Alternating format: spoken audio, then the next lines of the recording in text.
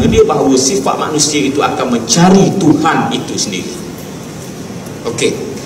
Maka apabila kita kata bahawa manusia itu akan terus mengkaji tentang ketuhanan, maka sebab itulah orang akan bincang tentang ketuhanan itu.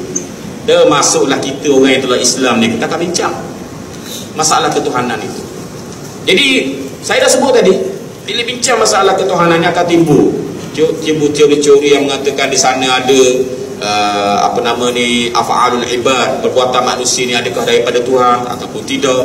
Timbul persoalan-persoalan Tuhan ni sebenarnya dia bagi kuasa kat kita ke, kita buat baik, kita buat jahat, maka di situlah bentuk keadilan, kita akan masuk syurga, kita akan masuk neraka, ataupun macam mana sebenarnya. Maka lahirlah teori-teori yang saya sebutkan tadi, Mu'tazilah, Jabariyah, Qadariyah, macam-macam lagi lah, Masyawiyah, Syiah dan sebagainya.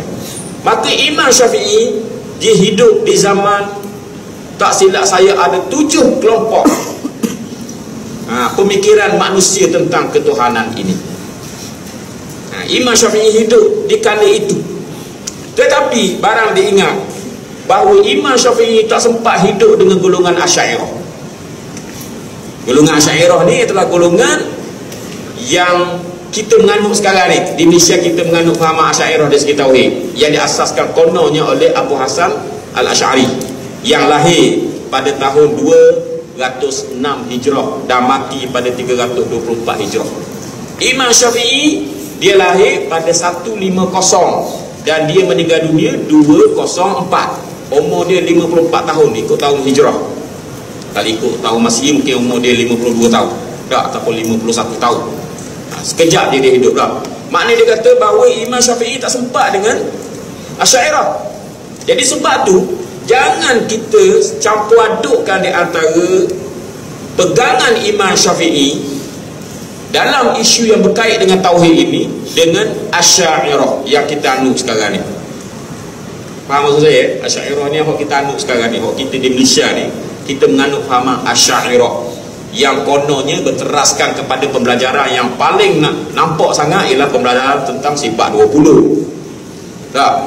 Kemudian dalam perbincangan sifat 20 ada juga pendekatan ataupun ada kaedah menggunakan mantik.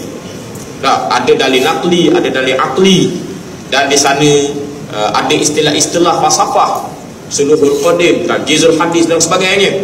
Tak? Ada istilah-istilah seperti ta'alluq, perkataan ta'alluq dan sebagainya. Tak? Sebenarnya Imam Syafi'i tak pernah bersempat dengan Abu Hasan Al-Asy'ari ini. Maka Imam Syafi'i, jangan bila kita di Malaysia kita menganut fiqh Syafi'i, bukan maksudnya Syafi'i juga seperti Asy'ari ataupun Asy'ariyah dari segi pemikiran. Macam hari ini kita di Malaysia kita menganut fahaman yang mengatakan bahawa sifat-sifat Allah, sifat-sifat Allah yang berkait dengan benda-benda yang seperti tangan, seperti wajah, tak? Kita takwil. Kita jangan kata mazhab Syafi'i pun macam tu juga. Jangan. Lain.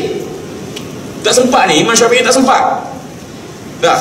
Saya nak nafikan bahawa kita menganut Asy'ariyah tu. Jangan kata salah pun saya nak kata begitu. Tapi kita menganut Syafi'i tapi jangan campurkan dengan urusan akidah dia. Sebab akidah Syafi'i ni dia nampak gayanya, dia tak sama dengan Asy'ariyah dari segi beberapa sudut. Walaupun dalam banyak sudut memang sama, tapi dalam beberapa sudut adalah tidak sama. Begitu.